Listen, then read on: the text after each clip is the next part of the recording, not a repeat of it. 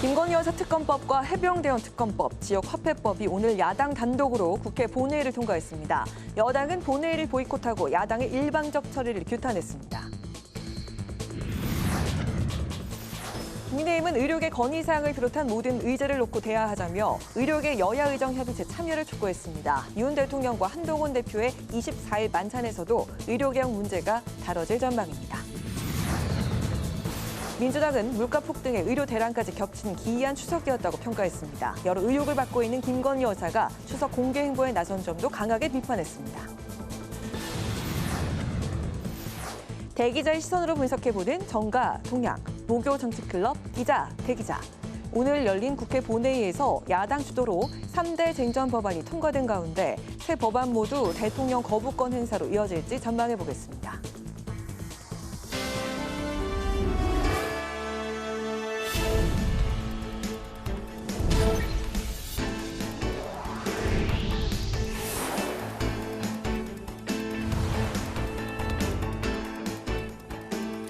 여러분 안녕하십니까? 9월 19일 목요일 국회 라이브 6 시작하겠습니다.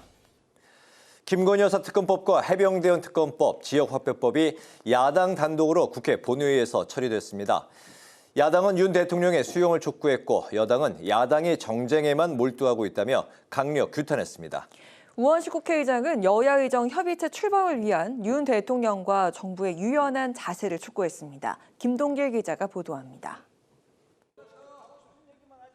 추석 연휴가 끝나자마자 여야가 충돌했습니다. 우원식 국회의장이 당초 공언했던 대로 오늘 본회의를 소집한 가운데 야당은 김건희 여사 특검법과 해병대원 특검법, 지역화폐법 등 3개 법안을 단독 처리했습니다. 김 여사 특검법은 김 여사의 도이치모터스 주가 조작 의혹과 명품 가방 수수 의혹 등을 수사 대상으로 하고 있고 오늘 다시 국회에서 통과된 해병대원 특검법은 대법원장이 특검 후보를 추천하고 야당이 후보 2명을 압축하도록 했습니다. 여기에 지역화폐법은 지역사랑 상품권에 대한 국가재정 지원을 의무화했습니다. 더불어민주당은 이들 법안은 무너진 공정과 상식을 바로 세우고 민생을 살리기 위한 최우선 비상대책이라고 강조했습니다. 민주당은 민생을 살리고 대한민국을 바로 세우는 일에 진력하겠습니다. 그것이 제1야당을 만들어주신 국민의 뜻에 부응하는 길이라고 믿습니다. 국민의힘은 본회의를 보이콧하고 야당의 일방 처리를 규탄했습니다. 국민의힘은 오늘 처리된 법안은 상임위 단계에서부터 정부 여당의 반대에도 강행 처리된 정쟁용 좀비 악법이라고 비판했습니다. 대통령과 정부 야당을 공격할 생각밖에 없는 것입니다. 대체 언제까지 국정을 마비시키고 국회를 정쟁의 늪으로 몰아넣겠다는 것입니까? 이런 가운데 우원식 국회의장은 여야 의정 협의체 출범을 위한 윤 대통령과 정부의 노력을 강조했습니다. 우 의장은 의료개혁이라는 이름에 대한 결연한 의지가 아니라 타협점을 찾으려는 노력이 필요하다며 더 적극적이고 유연한 태도 전환을 촉구했습니다. 의료계가 정부에 대한 신뢰를 회복할 수 있도록 정부가 진정성 있게 노력하는 모습을 보여야 합니다. 그래야 의료계의 협의체 참여에 대한 사회적 요청도 힘을 받을 수 있을 것입니다. 우 의장은 의료계를 향해서도 대승적으로 대화에 참여할 것을 거듭 요청했습니다. 국회방송 김동길입니다. 국민의힘은 추석 민심의 핵심은 민생이라고 강조하며 특히 부족한 필수 의료 인력 확충 등을 위한 의료개혁이 시급하다고 주장했습니다. 의료계가 의료개혁 논의를 위한 협의체에 참여하도록 설득을 이어갈 방침입니다. 김희연 기자의 보도입니다. 추석 민심을 듣고 온 국민의힘은 의료개혁을 거듭 강조했습니다. 필수 의료 인력 확충과 지역 의료를 살리기 위해 의료개혁은 더 이상 미룰 수 없는 과제라고 주장했습니다. 그러면서 의료계의 건의사항을 비롯해 모든 의제를 놓고 대화를 하자며 의료계의 여야 의정 협의체 참여를 촉구했습니다. 지금 여야 의정 협의체 아니면 이 문제를 풀기 위한 출발을 하기 어렵습니다. 날씨는 추워질 것이고 골든타임은 지나가고 있습니다. 이런 가운데 윤석열 대통령이 오늘 체코 공식 방문을 위해 출국했습니다. 한 대표는 이번 체코 방문은 원전과 관련한 에너지 동맹을 맺기 위한 것으로 원전 강국이자 기술을 주도하고 있는 우리나라로서는 큰 기회라고 말했습니다. 특히 AI 시대가 되면서 각국이 치열한 전력 확보 전쟁을 벌이고 있고 원전 배제를 계획한 나라조차 입장을 선회하고 있다며 원전의 중요성을 강조했습니다. 이번 체코 방문을 통해서 체코뿐 아니라 유럽 전체에 대한민국의 원전 기술을 전파하고 대한민국의 국익을 드높일 수 있는 기회가 되기를 기대합니다. 한편 한 대표 등 국민의힘 지도부는 오는 24일 윤 대통령의 초청으로 용산에서 만찬 회동을 가질 예정입니다. 한 대표 취임 후 2달 만에 이루어지는 이번 만찬 회동에서는 추석 민심을 점검하고 의료개혁을 비롯한 개혁 과제 등이 논의될 전망입니다. 국회 방송 김희연입니다. 더불어민주당이 물가 폭등과 함께 의료 대란까지 겹치면서 추석 민심이 폭발 직전이었다고 분석했습니다. 특히 대통령 지지율이 역대 최저치를 기록하고 있는데도 김건희 여사가 활동을 재개했다며 강하게 비판했습니다. 김지수 기자입니다. 추석 이후 첫 정책 조정 회의를 연 더불어민주당. 배추 한 포기 2만 원, 시금치 한 단에 10,000원이라는 물가 폭등에 응급실 뺑뺑이까지 겹치면서 그동안 겪어보지 못한 기이한 추석이었다고 평가했습니다. 상상도 못한 의료 대란에 응급실 뺑뺑이까지 겹쳐서 아플까봐, 다칠까봐 몸을 최대한 사려야 되는 현실이 말 그대로 생지옥 같다는 아우성이 넘쳐났습니다. 최근 발표된 여론조사에서는 대통령 지지율이 역대 최저인 20%대를 기록했는데 윤석열 대통령의 지지 기반인 60대와 70대도 돌아섰다고 지적했습니다. 특히 김건희 여사가 추석 공개 행보에 나서면서 들끓는 민심에 기름을 부었다고 비판했습니다. 상황이 이러한데도 김건희 여사는 화보 촬영 마이웨이를 재개했습니다. 여당에서조차 국민을 더 힘들게 한다. 비판 여론이 높다. 이런 목소리가 터져나옵니다. 민주당은 민생 위기를 극복하고 국민 안전을 뒷받침하기 위한 입법에 박차를 가하겠다고 밝혔습니다. 일가정 양립을 위한 모성보호 3법과 노동자를 보호하기 위한 산업안전보건법, 그리고 성폭력 범죄 처벌법 등을 우선 처리하겠다고 강조했습니다. 한편 민주당은 오늘 딥페이크 성범죄 근절 대책 특별위원회 2차 회의를 열고 피해를 최소화할 수 있는 법적, 제도적 정비에 최선을 다하겠다고 밝혔습니다. 특히 과방위와 법사위, 여가위 등 상임위에서 다수의 딥페이크 방지 법안들이 논의되고 있다며 법안들이 조속히 개정될 수 있도록 최선을 다하겠다고 강조했습니다. 국회 방송 김지수입니다.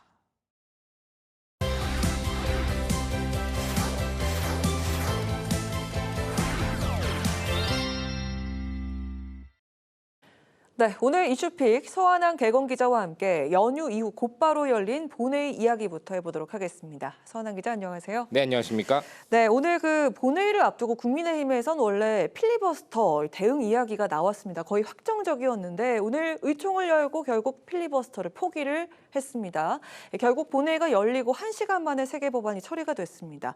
이 필리버스터 포기 배경을 놓고서 여러 해석들이 나오고 있는데 추석 민심을 좀 읽은 여당이 어떤 이유로 포기를 하게 됐을까요? 네, 이 추석 연휴 전만해도 말씀하신 것처럼 국민의힘은 이 김여사 특검법과 해병대원 특검법 그리고 이 지역화폐법이 상정이 되면 필리버스터를 하겠다는 계획을 공공연히 밝혔습니다. 하지만 오늘 오후 1시 20분 이 긴급 의총을 열고 비공개로 뜻을 모았고 본회의는 보이콧하되 필리버스터는 하지 않기로 결정을 했습니다.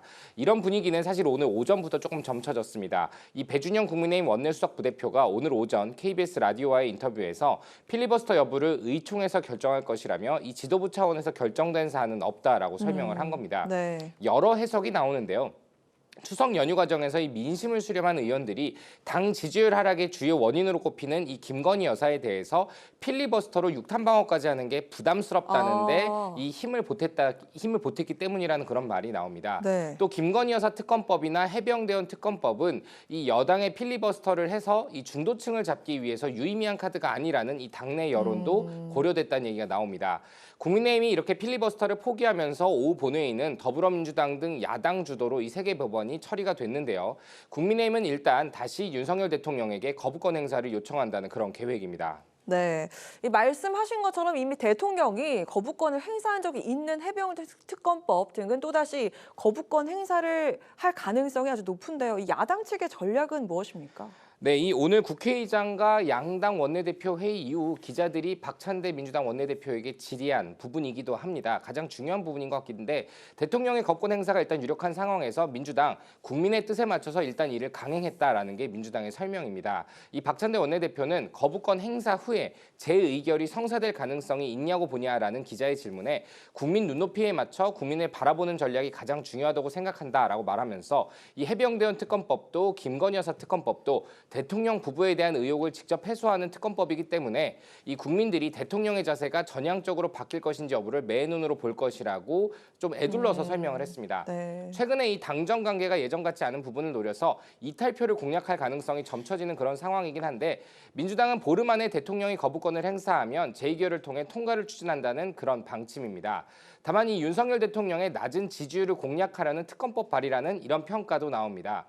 이 현재 이 추석 연휴 직전인 13일 한국갤럽이 발표한 여론조사 결과를 보면요. 윤 대통령이 직무 수행을 잘하고 있다는 응답은 20%에 불과했고요. 이는 취임 후의 최저치이기도 합니다. 네, 이 낮은 지지율을 공략하는 포인트다라는 그런 평도 있고요. 이렇게 정쟁 법안들을 놓고 여야가 치열하게 다투고 있는데 두 당의 입장이 유사한 지구당 부활 이슈 이것도 한번 다뤄보도록 하겠습니다.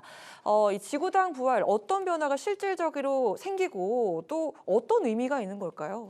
네, 이 여야가 모두 한 목소리를 내고 있는 지구당 제도 부활은 사실 최근에 정치권에서 가장 주요한 관전 포인트인 것 같습니다. 지구당은 국회의원 선거구 단위로 설립된 중앙정당의 하위 조직입니다. 1962년 정당법 제정 때 도입이 됐는데요.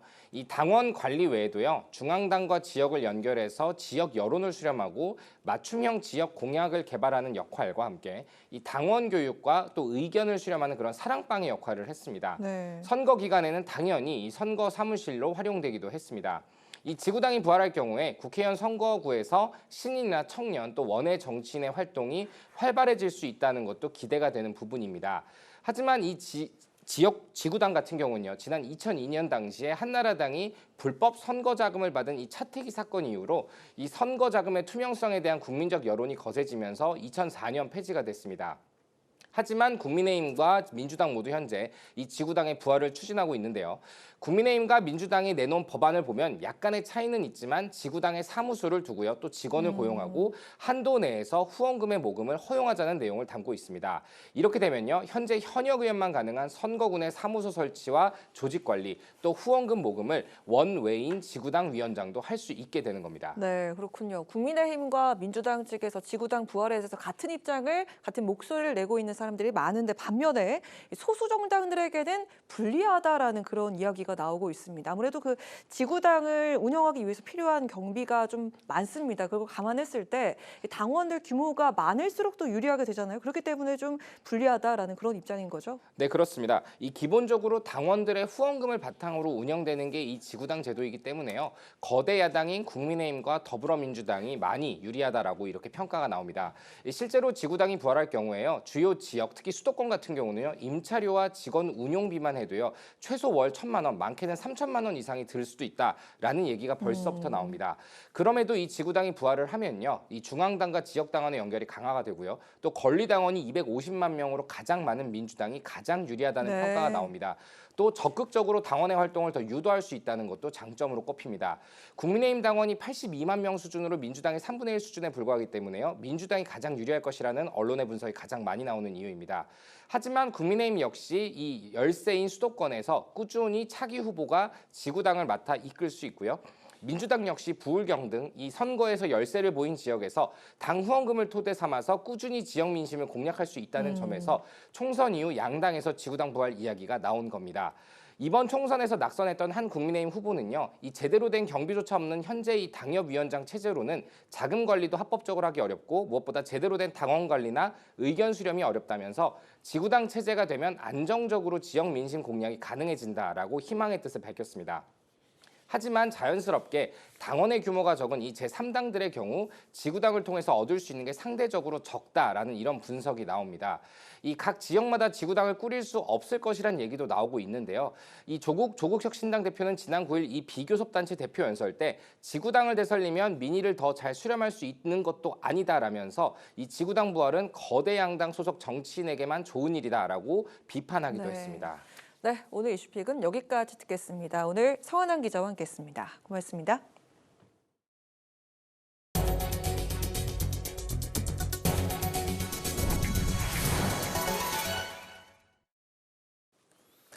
여야가 9.19 남북 군사합의 6주년을 맞아 안보 현실에 대한 책임론 공방을 벌였습니다. 국민의힘은 북한이 9.19 군사합의 이후에도 각종 도발을 반복해왔다며 합의 당시 남북관계에선 군사 분야 합의가 가장 중요하다던 문재인 전 대통령이 책임져야 한다고 주장했습니다. 반면 민주당은 남북 군사의 역사를 극복하고 평화의 봄을 위한 노력이 담겨있는 날이라고 평가하면서 윤석열 정부 출범 이후 한반도의 봄이 사라지고 남북의 극한 대치가 이어지고 있다고 지적했습니다. 국민의힘이 민주당을 향해 북한 인권재단 이사 추천에 나설 것을 촉구했습니다. 국민의힘은 논평에서 민주당이 지난 8년간 이사 추천 요구를 무시해 재단 출범을 방해하고 있다며 북한 앞에만 서면 작아진다고 비판했습니다.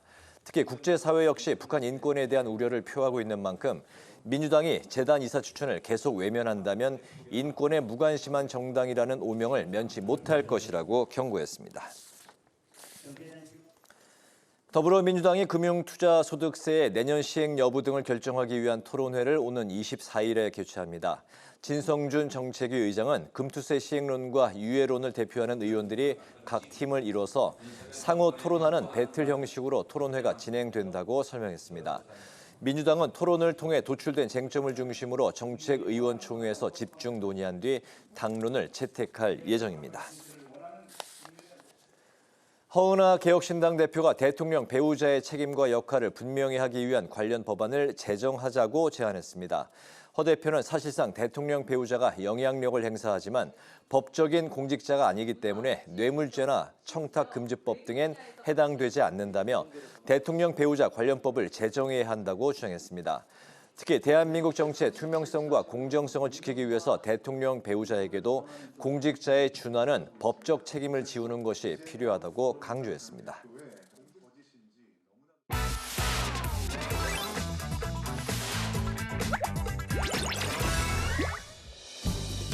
9월 19일 강아랑이 전해주는 정치권의 뜨거운 말말말 강아랑이 정치랑입니다. 오늘 첫 번째 주제는 김 여사의 광폭 행보입니다. 오늘 본회의에서 야당이 김건희 여사 특검법을 처리한 가운데 최근 김 여사의 대외 활동을 두고 여러 말들이 나오고 있습니다. 지난 마포대교 방문 사진을 비롯해 연휴 기간 동안 장애아동지원센터 봉사활동 그리고 추석 인사 영상에도 대통령과 함께 등장해서 눈길을 끌었습니다. 오늘 대통령의 체코 순방길에도 함께했습니다.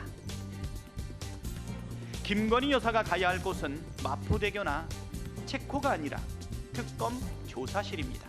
말 그대로 생지옥 같다는 아우성이 넘쳐났습니다. 상황이 이런데도 김건희 여사의 VIP 노름은 추석 연휴에도 멈추지 않았습니다.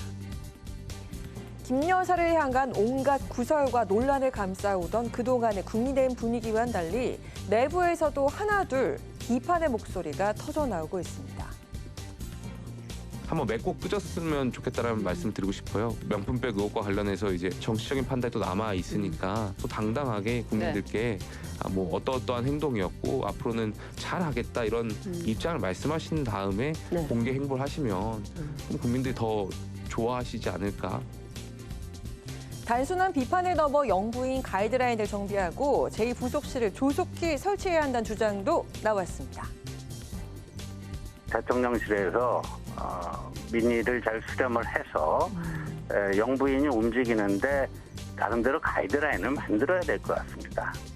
일단 제2부속실 빨리 말만 하지 말고 빨리 설치해야 되고요. 특별감찰관도 임명을 해야 됩니다. 그리고 국민 앞에 사과하는 거예요. 대통령실에서 해야 될 걸 하고 난 다음에 그 다음에 영부인으로서 역할을 해주시면 좋겠다는 생각을 하는 거죠. 대통령실은 김 여사의 진정성에 주목해달라는 입장이지만 국민의힘 내부적으로는 최저치를 찍은 최근 지지율을 비롯해 김 여사를 향한 부정적인 여론이 여전하다는 입장인데요. 김 여사를 향한 정치권의 원석은 잦아들지 않을 것으로 보입니다. 오늘 두 번째 주제, 재보선 한가위 신경전입니다.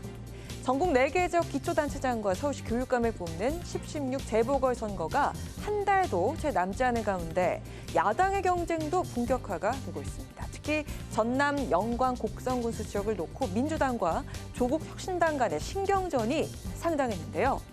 민주당은 지난달 말부터 지도부와 박지원 선대위원장 등이 잇따라 두 지역을 방문했고 조국혁신당 조국 대표는 영광과 곡성에서 월세 살리를 하면서 밑바닥 민심 공략에 주력하고 있는데요. 특히 이번 추석 연휴를 반납하고 총력 지원을 벌여서 눈길을 끌었습니다. 조국 대표는 지난 13일 곡성 기차마을 전통시장 방문을 시작으로 추석 연휴에 박웅두 곡성군수 후보자와 함께 농사를 돕는 등 일정을 소화했습니다. 오늘 오전엔 영광군에서 현장 최고위원회 개최하기도 했습니다.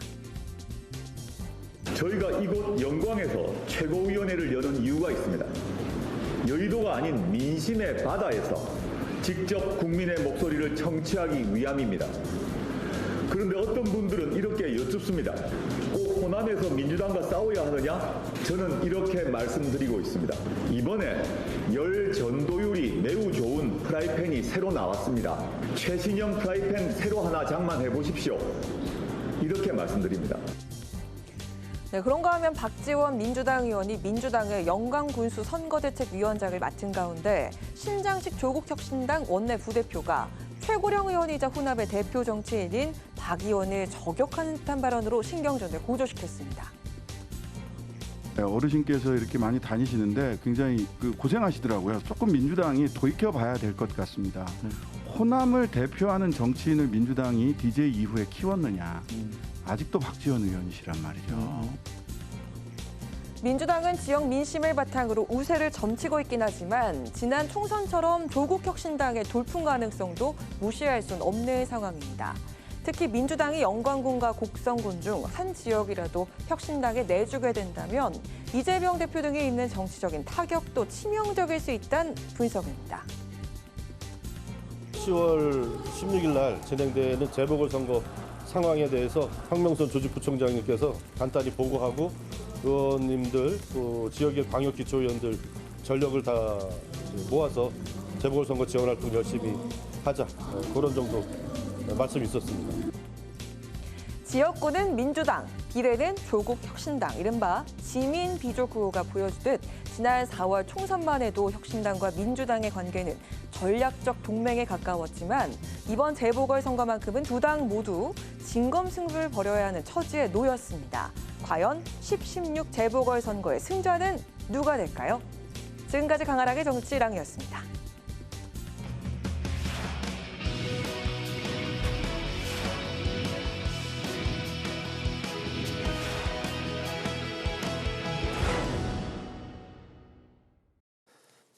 네, 정치권의 동향을 대기자의 시선으로 짚어보는 목요 정치클럽 기자 대기자 시간입니다. 최병묵 전 TV조선 해설위원, 성환영 한겨레신문 선임기자 두 분과 함께하겠습니다. 어서 오십시오. 네, 안녕하세요. 네, 오늘 성 기자님께서 발제해 오셨죠? 예, 오늘 국회 본회의에서 김건희 여사 특검법 또 해병대원 특검법 의결했고요. 또 윤석열 대통령하고 한동훈 대표가 24일 지난번에 미뤘던 만찬을 하기로 했습니다. 이런 정치 현안을 가지고 토론해 보면 될 것 같습니다. 네, 오늘 국회 본회의에선 야당 주도로 김건희 여사 특검법, 해병대원 특검법, 지역화폐법이 통과가 됐습니다. 이에 이제 반발한 국민의힘은 필리버스터 없이 본회의 보이콧을 결정했는데요. 새 법안 모두 대통령의 거부권 행사로 그대로 이어질지, 이전에 해병대원 특검법은 거부권 2회, 김 여사 특검법은 거부권 1회 앞선 이제 선례가 있는데 오늘 이제 본회의 전체를 좀 어떻게 보셨는지, 특히 여당인 국민의힘이 필리버스터를 하지 않은 그 좀 까닭도 포함해서 좀 들어볼까요? 뭐 앞으로의 상황을 보면 그냥 뭐 다 한마디로 얘기하면 전과동 뭐 이렇게 될 걸로 보입니다. 네. 우리가 흔히 도돌이표라고 얘기하죠. 그러니까 여야 합의 없이 민주당이 국회에서 이 그 쟁점 법안들을 일방 강행 처리를 하고요. 네. 그리고 이제 정부로 이송하면 윤석열 대통령은 뭐 재의 요구, 거부권을 행사하고 그러면 또 국회로 다시 넘어와서 재표결하고 그럼 이제 3분의 2를 넘느냐 안 넘느냐 이제 이게 관건인데 네. 지금까지는 3분의 2를 넘은 경우가 없었죠. 네. 그런데 이런 식으로 민주당이 계속 정치 공세성으로 특검법을 처리하다 보면 아마 국민의힘에서 이 특검법에 대해서 이 그 일부 긍정적인 의견이 있다고 할지라도 여기에 동조하기가 매우 어려운 정치 환경으로 변하고 있다. 저는 이렇게 보기 때문에 네. 그러면 또다시 재표결에서도 아마 거부될 가능성, 부결될 가능성이 굉장히 높다고 보거든요. 네. 그럼 뭐 전과 아무런 달라진 것이 없습니다. 자, 어쨌든 이렇게 달라질 것이 별로 없다고 해서 국민의힘이 그래서 이제 필리버스터를 이번에는 하지 않겠다 뭐 이렇게 결정을 했다고 해요. 뭐 거기에 나름의 뭐 이런저런 이유가 있겠지만 네. 기본적으로 그러면 정치가 야당이 압도적으로 의석이 높다고 그래서 국회에서 그럼 국민의힘은 정치 안 할 건가요? 뭐 뻔히 예상되면 정치 안 하는 건가요? 그런 의미에서 보면 네. 오늘 국민의힘이 필리버스터를 하지 않기로 하고 단순하게 국회를 그냥 보이콧하는 걸로 이 상황을 정리해 가는 것이 저는 대단한 결기부족이다 이렇게 봅니다. 네, 조금 전에 앞선 기자 이슈픽에서는 국민의힘이 필리버스터를 하지 않은 이유는 김 여사 방탄의 분위기에 그런 이미지를 주지 않기 위함이다. 그런데 부담스러워서. 그러면 앞으로 김 여사 방탄 안 할 건가요, 국민의힘이? 그 부분에 대한 입장을 그럼 분명히 해야죠. 우리 앞으로 방탄 안 한다. 그렇기 때문에 이번에도 필리버스터를 안 하겠다. 그런 입장을 분명히 밝히면 저도 다 수용하고 이해할 수가 있겠는데 네. 그게 아니고 여하튼 필리버스터든 뭐든 간에 그냥 보이콧이라는 단순히 수동적 거부가 아니고 네. 적극적 거부를 해야 되는 거 아닌가요? 그게 집권당의 역할 아닌가요? 근데 그거를 아예 포기해버렸다. 그런 점에서는 저는 이 국민의힘이 의지가 부족하다. 이 현안에 대처하는 의지가 민주당에 비해서 부족하다. 저는 이런 느낌을 받았습니다. 필리버스터를 포기한 데는 어떤 결기가 좀 떨어지는 게 아니냐? 떨어지는 거죠. 네. 이 상황을 대처하려는 노력이 부족하다는 겁니다. 예, 어떻게 보셨습니까? 글쎄요, 뭐 워낙 여론이 안 좋으니까 못한 것 같은데요. 그냥 뭐 특별히 이유가 있는 게 아니고요. 여론이 안 좋다는 거는 김건희 여사 말씀하시는 건가요? 둘 다죠. 해병대원 특검법. 해병대원 특검법도 그렇고 지금도 좀 제대로 해야 된다 이런 여론이 더 높게 나오죠. 이게 해병대원 특검법은 사실 박정훈 수사단장이 처음에 뭐 하자고 한 대로 그냥 놔뒀으면 지금 이미 다 끝났을 일인데 대통령이 뭐 경로하고 이러는 바람에 지금 1년 이상 해결이 안 되고 있는 거죠. 참 답답한 일입니다. 그래서 이제 오죽하면 국민의힘 안에서도 이건 해야 된다 이제 이런 의원들이 있는 거고요. 또 김건희 여사 특검법도 이게 좀 난감하죠. 지금 국민의힘 의원들이나 당협위원장들도 좀 그만 좀 왔다 갔다 하셨으면 좋겠다 이런 얘기를 당원들이 한다 이런 얘기까지 하고 있을 정도니까요. 그래서 뭐 이걸 필리버스터를 하고 싶지 않으니까 안 한 거라고 봐야 될 겁니다. 네. 그런 거고요. 이제 문제는 앞으로인데 10월달에 이제 국정감사가 있죠. 그래서 대통령이 거부권 행사를 뭐 서둘러서 할 것 같지는 않아요. 좀 약간 시기를 좀 조정해가지고 거부권 행사를 할 것이고 그러면 국회에서 10월 말이나 11월 국정감사가 끝난 다음에 잡히는 본회의에서 재의결 투표를 하지 않을까 이렇게 예상이 되고요. 네. 어쨌든 무기명 투표로 하게 돼 있기 때문에 이게 이제 국민의힘 의원들이 이제 어떤 분위기에서 표결에 임할지에 따라 좀 결과가 달라질 수 있다고 봅니다. 이게 민주당이 좀 너무 심한 거 아니야? 이제 이렇게 국민의힘 의원들이 생각하면 뭐 똘똘 뭉쳐서 반대할 거고요. 그렇지 않고 이거 좀 우리 대통령이 좀 너무하는 것 아니야? 이제 이런 여론이 민심이 높아지면 국민의힘 의원들이라고 해도 그 민심을 거부할 수는 없는 겁니다. 그렇게 되면 무기명 투표에서 이탈표가 나올 수 있는 거죠. 그래서 이 좀 굉장히 위험해요. 사실은 이탈표가 나와서 지금 8표 이상 나오면은 재의결이 되는 건데 그게 대통령 거부권 행사한 법안이 국회에서 재의결되는 순간 사실은 대통령은 레임덕 가능성이 있는 겁니다. 네. 그래서 지금 한국갤럽 기준으로 한 20%까지 지지율이 떨어졌는데 이게 더 무너질 수도 있어요. 그래서 이게 굉장히 좀 위태로운 상황입니다. 그래서 지금 대통령하고 국민의힘의 좀 다선 의원들이 나서서 이 상황을 어떻게든 좀 풀어내야 되는 거지. 이런 식의 그 여야 대치가 무한정 이어지는 이런 상황은 윤석열 대통령한테 결코 유리한 것이 아니다. 이렇게 말씀드리겠습니다. 그렇군요. 민주당은 이제 대통령이 만약에 24일에 거부권을 행사하면 26일에 재의결을 바로 들어가겠다 이런 입장인데 24일을 거부권 행사 안 할 것 같은데요. 10월로 넘어갈 가능성이 높다고 이제 보시는 거군요. 예, 그걸 왜 대통령이 서둘러서 거부권 행사를 하겠습니까? 서두를 이유가 없다. 그렇습니다. 네. 재의결 시에도 이탈표가 나올 가능성도 알 수 없죠. 예. 그때 이제 분위기에 따라 좀 달라질 가능성이 있는 겁니다. 지금 예를 들어서 공수처에서 해병대원 관련한 그 개입 의혹 네. 관련해서 뭐 좀 새로운 사실관계가 나온다거나 아니면 김건희 여사가 뭐 체코에서 들어올 때 뭐 어떤 표정을 짓는다거나 어떤 말을 한다거나 네. 이런 거 하나하나에 따라서 다 이제 민심이 좀 흔들릴 수가 있는 거니까요. 그거는 재의결 표결 당시에 어떤 네. 민심이 어떻게 형성되는지 이런 걸 좀 봐야 알 수 있을 것 같습니다. 그렇군요. 한 차례 연기가 됐었던 윤석열 대통령과 한동훈 국민의힘 대표 등의 여당 지도부가 24일에 만찬 회동을 이제 갖기로 했습니다. 대통령실이 이제 폭넓은 소통의 자리가 될 것이라고 이제 밝혔고, 과연 이 자리에서 어떤 현안이 가장 중점적으로 다뤄지게 되고 어떤 이야기들이 논의가 될지 좀 그 전망을 해보겠습니다. 아무래도 좀 의료 대란과 관련한 이야기가 가장 좀 첫 번째 화두가 되지 않을까 이렇게 점쳐지고 있는 상황인데요. 그럴 것 같지 않은데요? 아 그렇습니까? 예, 별로 할 얘기가 없을 것 같아요. 이건 윤석열 대통령은 좀 어떤 원칙론에 가까운 입장을 가지고 있고요. 한동훈 대표는 일단 대화를 시작해야 된다. 모든 사안을 다 의료계에서 요구하는 뭐 고위공직자 뭐 교체 문제 포함해서 또 당장 내년도 뭐 정원까지 포함해서 일단 의제로는 올릴 수 있다. 일단 대화를 시작하자 이런 입장입니다. 그런데 네. 뭐 윤석열 대통령은 아니 뭐 그렇지 않다. 이번 추석 연휴에도 의료 대란 이런 거 벌어지지 않았다. 이렇게 인식 자체가 다르죠. 그래서 의료 대란 얘기를 하면 오히려 대통령하고 여당 대표가 이렇게 그 충돌을 하는 네. 그런 위험한 상황을 맞을 수도 있습니다. 그래서 저는 그 부분에 대해서 그렇게 얘기를 많이 할 것 같지는 않고요. 네. 그러니까 의료 관련해서는 서로 좀 양보 없이 대립하는 분위기로 갈 거라고 뭐 보시죠. 현재 그런 건데 뭐 양쪽 다 입장을 바꿀 것 같지는 않습니다.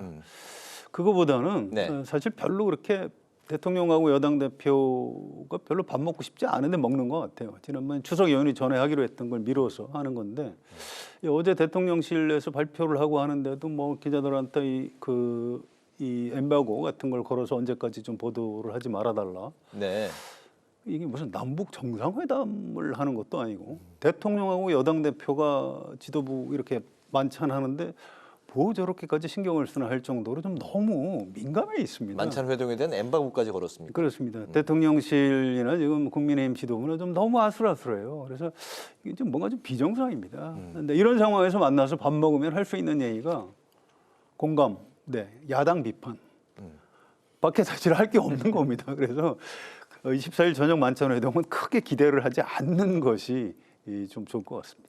그렇다면 이제 굳이 그런 분위기에서 만찬 회동을 연기했던 걸 이제 그래도 이번에 갖기로 해야죠. 한 건 예. 여론 때문에 그렇습니다. 그래도 눈치 보느라 한다. 뭐 눈치 보기라 뭐 그런 거보다도요. 일단 대통령하고 여당 대표하고 자주 만나는 모습을 보이는 것 네. 자체가 네. 국민 보기엔 굉장히 좋은 모습이죠. 그래서 뭐 만나는 것 자체를 제가 비판하는 건 아닙니다. 네네. 다만 거기서 뭐 엄청난 뭐 결과, 성과 이런 것이 나올 걸로 기대하기에는 좀 어려운 상황이다. 이렇게 말씀드립니다. 의료 개혁에 대한 접점을 찾기는 어려울 것 같고 아니 윤석열 대통령과 한동훈 대표가 접점을 찾아본들 네. 의료계가 그 부분에 어느 정도 그를 수용하느냐에 달려 있는 거 아닌가요? 그렇기 때문에 저는 뭐 아마 논의는 꽤 할 거라고 봐요. 하고 네. 자 의료계와의 여야 의정 협의체 이게 빨리 그 구성이 돼야 된다. 다만 그 논의 의제는 네. 뭐 사실은 들어와서 얘기해 보자는 차원의 약간 추상적인 표현으로 저 합의가 나올 가능성이 좀 대단히 높다고 보거든요.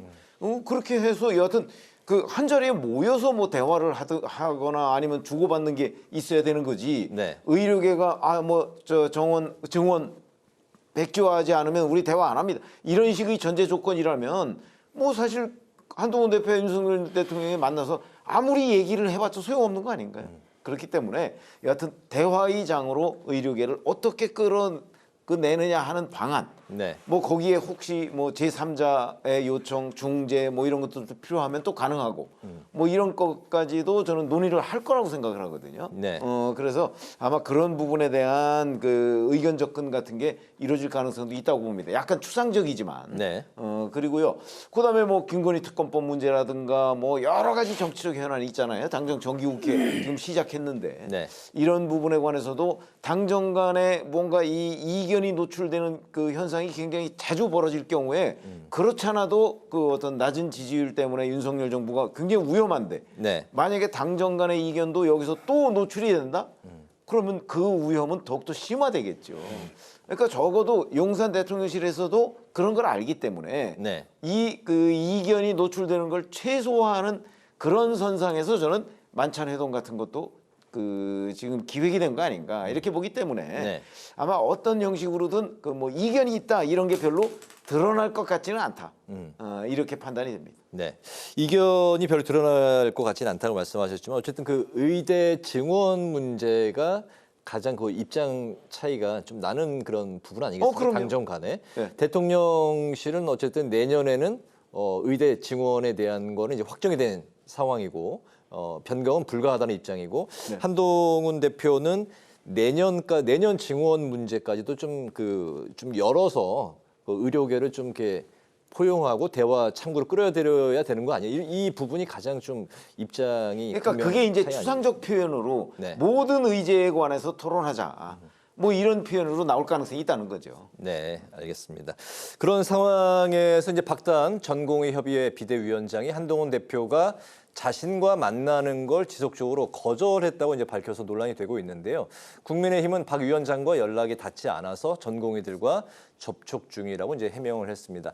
이번 상황은 이제 어떻게 봐야 될지 그리고 이제 난항을 겪고 있는 여야 의정 협의체 좀 이게 좀처럼 돌파구가 쉽지 않은 상황이 지속되고 있습니다. 예, 어떻게 돌파구를 찾아야 될까요? 답답하죠. 이게 박단 위원장이 정확히 알고 있는 겁니다. 이거는 한동훈 대표 만나봐야 뭐 그렇게 만나서 합의해봐야 대통령이 행정부 수반인 대통령이 결정해주지 않으면 뭐 의미가 없다. 이걸 정확히 보고 있는 거죠. 그래서 가능하다면 뭐 사전에 몇 가지 보장을 받고 들어가고 싶을 겁니다. 그런데 윤석열 대통령은 그렇게 해줄 생각이 전혀 없는 거죠. 자 그렇다면 네. 그냥 한동훈 대표 하자는 대로 무조건 들어가야 될 텐데 그건 또 의사들 입장에서 보기에는 그냥 뭐 항복 선언하고 들어가는 거거든요. 그래서 이게 제가 보기에는 이거는 24일 만찬 회동 뭐 이런 거 관계 없이 좀 상당히 좀 장기화 국면으로 넘어가는 것 아닌가. 지금 대통령실에서 이번 추석 연휴 때 의료대란 없었다. 뭐 별일 없었다. 뭐 우리가 지금 우리 국민이 잘 협조해주고 또 현장에서 의료진이 많이 도와줘서 위기를 넘겼다. 네. 뭐 이런 인식이거든요. 이게 보기에 따라서는 좀 안이해 보이기도 해요. 그래서 좀 장기적인 오히려 대란이 순식간에 벌어지는 건 아니지만 굉장히 위험한 상황이 좀 지속적으로 벌어질 가능성이 있고 네. 그런 가운데 돌발 사고가 날 가능성. 이런 것들이 좀 있는 것 아닌가. 좀 굉장히 좀 위험한 상황이라고 생각합니다. 네, 박단 위원장이 한동훈 대표가 이제 만남을 지속적으로 거절해 왔고 또 여당은 비공식 소통을 계속해서 해왔다. 뭐 이런 일련의 이제 설왕설래는 좀 어떻게 봐야 됩니까? 양쪽에 이제 의사소통이 잘 안 되는 거죠. 한쪽에선 우리는 의사소통을 하고 있다. 네. 근데 한쪽에선 의사소통 한 적 없다. 그러면 의사소통이 안 되는 겁니다. 이건 사람 간의 관계하고 똑같은 거예요. 이건 박단 위원장 말이 맞다고 보시는 게 옳습니다. 의사소통이 잘 안 되고 있는 그 중심에는 신뢰의 문제가 가장 좀 걸림돌이? 신뢰는 처음부터 없었고요. 네. 그나마 이제 신뢰를 좀 녹여서 대화를 네. 해보려고 한동훈 대표가 열심히 뛰고 있는데 박단 위원장, 그러니까 의사들 입장에서는 아니 한동훈 대표하고 얘기해봐야 별로 의미가 없는데 내가 왜 그쪽 말을 들어야 되느냐 뭐 이런 식으로 이제 마음을 안 열고 있는 이런 상황인 거죠. 여야 의정 근데 협의체가 지금 가능할까요? 박단 위원장의 그 주장은 네. 그 지금 얘기하는 게 한동훈 대표가 안 만나준다는 거 아니겠어요? 네. 저는 한동훈 대표가 잘못하고 있다고 봐요. 왜냐면 만나야죠. 왜 아니 그 지금 전공의들의 가장 대표성이 있는 사람이 박단 위원장 아닌가요? 물론 그 대표성에 대해서 박단 위원장이 아마 임의로 한동훈 대표와 무슨 합의를 하고 용산 대통령실과 또 무슨 그 합의를 하고 이랬을 때 전공의들이 거기에 다 동의해 줄 것이냐? 이 부분은 조금 불투명하긴 해요. 그러나 다른 어떤 그 전공의보다도 박단 위원장의 대표성은 우리가 인정을 해줘야 돼요. 근데 박단 위원장이 한동훈 대표를 만나자고 하는데 한동훈 대표가 지금 거절을 했다는 얘기 하잖아요. 네. 저는 그 얘기가 맞는 것으로 보여요. 아, 그렇게 보십니까? 그러면 한동훈 대표가 중재한다고 하면서 네. 아니 전공의 대표를 안 만나고 뭘 중재를 한다는 거예요? 그렇다면 한동훈 대표가 왜 안 만난다고 생각하십니까? 글쎄 저는 그래서 박단 위원장과의 만남이 뭐 부담스럽다든가 아니면 그렇게 만났을 때 뭐 전공의 대표 전공의 측의 그 요구 사항을 너무 자꾸 그 용산에 전달하는 역할에 그치지 않나 뭐 하는 여러 가지 불안감이 작용하는 것 아닌가 싶은 생각이 드는데. 근데 여야 의정 협의체를 구성하기 위해선 만나야 되는 거 저는 아닙니까? 만나야 된다고 봅니다. 네. 그러니까 적어도 박단 위원장의 주장이 지금 맞다면 한동훈 대표가 거절하는 거잖아요. 그런 일이 있어가지고는 이 문제가 풀리지 않죠. 그러니까 네. 한동훈 대표가 누구는 만나고 누구는 안 만나고 뭐 이런 형식이 돼가지고는 이 문제를 중재하려는 진정성조차 저는 의심을 받을 가능성이 있기 때문에 박단 위원장도 만나고 의사협회도 만나고 그래서 대통령실도 만나고 이렇게 돼서 어떤 중간선상에서 타협책을 모색하는 게 진정한 중재지 어느 한쪽의 의견만 전달하는 게 중재가 아니다. 저는 이렇게 말씀드릴 수 있겠습니다. 알겠습니다. 어떤 단체든 이 한동훈 대표가 좀 부담스러울 거예요. 이게 지난번에 박단 위원장하고 윤석열 대통령이 만났는데 아무 성과 없이 끝나는 걸 봤거든요. 근데 더구나 대통령도 아니고 권한이 없는데 박단 위원장을 만났는데 뭐 아무 성과도 없다 그러면 의료계에서는 뭐 한동훈 위원장 뭐 아무 권한이 없네. 이제 이런 식의 평가를 할 가능성이 있는 거죠. 또 한 가지는 한동훈 위원장이 어차피 이 정치인이 아닙니다. 검사를 오랫동안 했고 공무원 출신이죠. 그래서 사람을 그렇게 정치인들처럼 뭐 자유롭게 만나고 소통하고 이런 데 익숙하지 않은 사람이에요. 그래서 뭔가 좀 어느 정도 성과를 보장할 수 있는 정도 사전 협의를 한 다음에 만나려고 하는 것 같은데 그런 식으로 해선 우리 최 의원 말씀하신 대로 좀 성과를 내기가 어려운 건 사실이죠. 선 만남 후 합의가 아니라 어느 정도 먼저 좀 합의가 기본에 깔린 다음에 회담에 만남에 임할 가능성이 높다 그렇게 보시는 거예요? 그렇게 생각하는데 좀 잘못된 태도인 거죠. 알겠습니다. 역시 지금 정당 대표는 정치인입니다. 정치인은 몸을 던져서 문제를 해결하는 사람인데 아직 한동훈 대표가 그 경지에까지는 이르지를 못한 것 같습니다. 네. 국정 지지율이 대통령 취임 이후에 역대 이제 최저치 20%까지 떨어진 그 수치가 나왔습니다. 그런 가운데 윤 대통령이 오늘부터 2박 4일간 체코 순방에 나섰는데요. 이 자리에 이제 공개 행보로 최근에 이제 논란이 일고 있는 김건희 여사가 이제 동행을 하자 민주당이 김 여사가 갈 곳은 체코가 아닌 특검 조사실이다 이렇게 이제 또 비판을 했습니다. 김건희 여사의 연이은 공개 행보 어떻게 보고 계실까요? 김건희 여사와 관련한 여러 가지 의혹 오늘 뭐 특검법도 국회를 통과했습니다만은 그게 뭐 절차상으로 도돌이표로 돼서 결국 부결될 것이다 이런 전망과 무관하게 현재 김건희 여사의 문제에 관한 국민적 그 어떤 평가는요. 전 이미 나와 있다고 봅니다. 어떤 겁니까? 아니 대부분 그 여론조사에서 우리가 확인할 수 있는 거 아닌가요? 그렇기 때문에 그런 문제가 해결되기 전에 김건희 여사가 공개 행보를 한다. 더군다나 그 문제에 대한 본인의 입장, 사과 이런 것조차 없이 공개 행보를 한다고 하면 이런 여론을 저는 더욱더 악화시킬 거라고 보거든요. 그러니까 공개 행보 자체가 굉장히 부적절한 거죠. 그럼 도대체 지금 대통령실은 무슨 생각으로 아니면 김건희 여사의 행보가 통제가 안 되는 것인지 뭐 이런 부분에 관해서 굉장히 지금 그 국민의힘 지지층조차도 저는 굉장히 의문시하고 있다고 봅니다.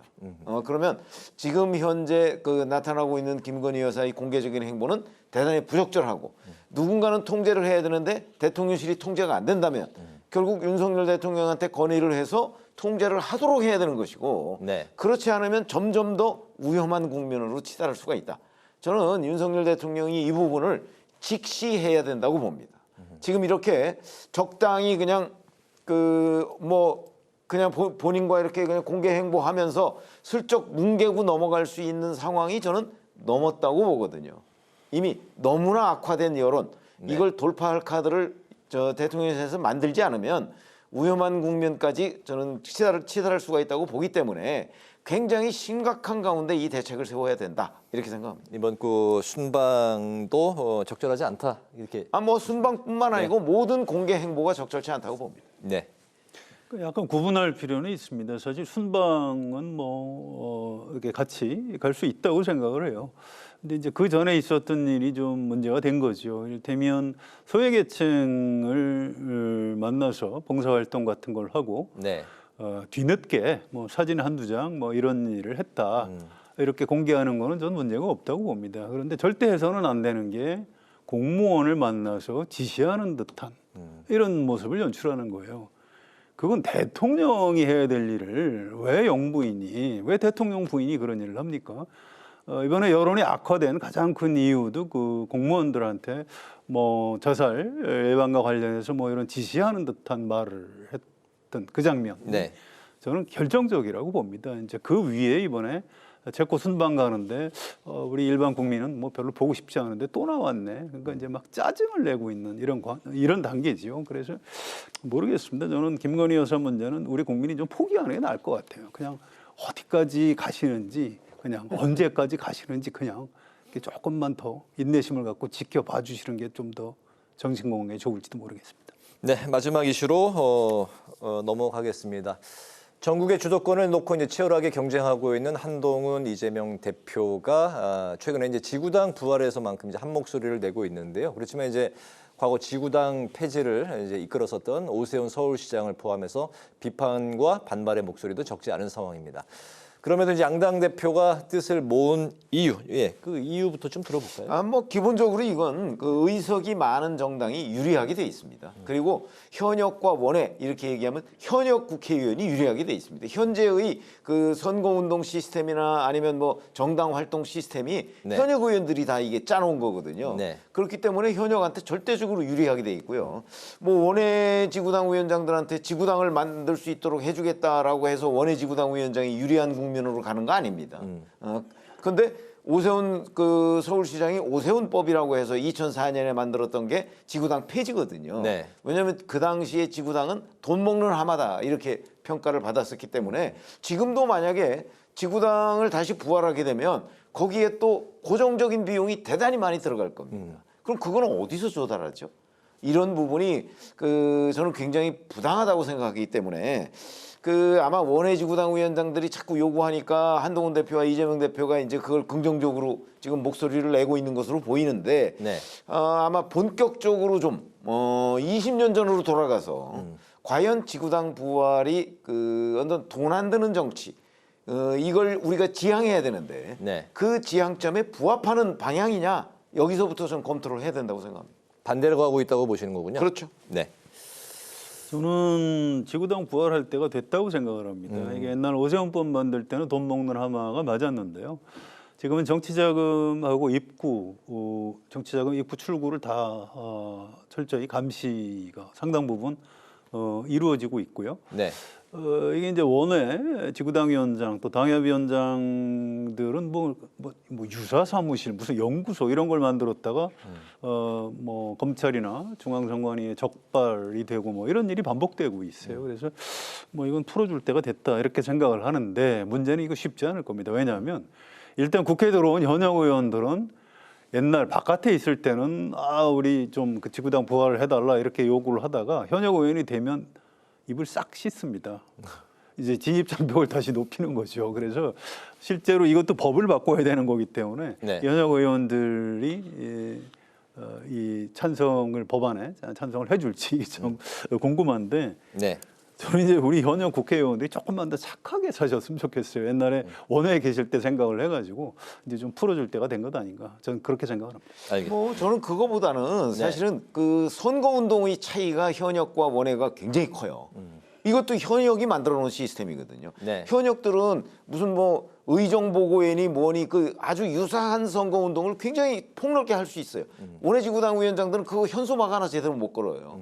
저는 오히려 지구당을 만들어 줄 게 아니고 네. 그런 현역과 그 원외지구당 위원장 간의 그 어떤 선거운동이나 자기 얼굴 알리기의 기회 이걸 균등하게 만들어 주는 게 훨씬 더 중요하다고 생각합니다. 네, 알겠습니다. 같은 얘기입니다. 그 지구당 지구당 부활이라는 게 지구당 사무실을 낼 수 있도록 해주고 후원회를 할 수 있도록 해주고 이제 그 지금 최 의원 말씀하신 그걸 다 이제 포괄해서 좀 현역 의원하고 좀 조금 너무 불리하지 않게 선거운동을 할 수 있게 해달라 이제 그런 의미로 저는 이해를 하고 있습니다. 기득권에게 더 유리하게 이제 갈 수밖에 없는 구조다. 그리고 이제 반대로 기득권이 아닌 원외 지구당에게도 골고루 좀 이렇게 당협위원장에게도 기회가 갈 수 있게 그런 쪽으로 좀 가면 좋겠다라는 그렇습니다. 바람을 담으신 걸로 하고 오늘 마무리로 두 분의 오늘의 한 줄 논평 들어보도록 하겠습니다. 네, 최 기자님부터 들어볼까요? 뭐 지금 제가 말씀드린 것처럼 이 지구당 부활이라는 문제는 이렇게 간단하게 뭐 원외 지구당 위원장들이 요청한다고 그래 들어주자 뭐 이렇게 할 수 있는 문제가 아니고 왜 20년 전에 이 지구당이 폐지됐는가 하는 문제부터 자 지금 풀어주면 또 어떤 일이 생길 것인가 20년 전과 비슷한 상황이 또 생길 것이다 라는 부분까지를 함께 고려를 해서 오늘 한 줄 논평은 퇴행부를 지구당 부활로 하겠습니다. 네, 성 의원님. 예, 국회 본회의에서 뭐 특검법 의결을 했고 윤석열 대통령이 거부권 행사할 테고 또 국회에서 뭐 재의결 이른바 도돌이표 정국이 계속되겠죠. 그럼 뭐 다 좋은데 이게 전국이 이렇게 꽉 막히면 국회가 일을 할 수가 없는 겁니다. 또 여기서 그럼 윤석열 대통령한테 이게 좋은 상황이냐? 그렇지 않거든요. 지금 지지율은 계속 떨어지고 이걸 풀려면 결국은 저는 대통령이 좀 이 정치를 회복해야 그게 뭐 야당한테 뭘 주는 게 아니고 사실은 윤석열 대통령한테 도움이 되는 그런 상황으로 바꿀 수 있다 이렇게 생각을 합니다. 그래서 오늘 제 한 줄 논평은 대통령이 야당과 직접 대화 나서야라고 하겠습니다. 알겠습니다. 목요 정치클럽 기자 대기자 지금까지 최병묵 전 TV조선 해설위원 성환영 한겨레신문 선임기자 두 분과 함께 오늘의 전국 현안을 살펴봤습니다. 오늘 두 분 말씀 잘 들었습니다. 감사합니다. 오늘 국회 라이브 6도 여기서 마치겠습니다. 시청해주신 여러분 고맙습니다.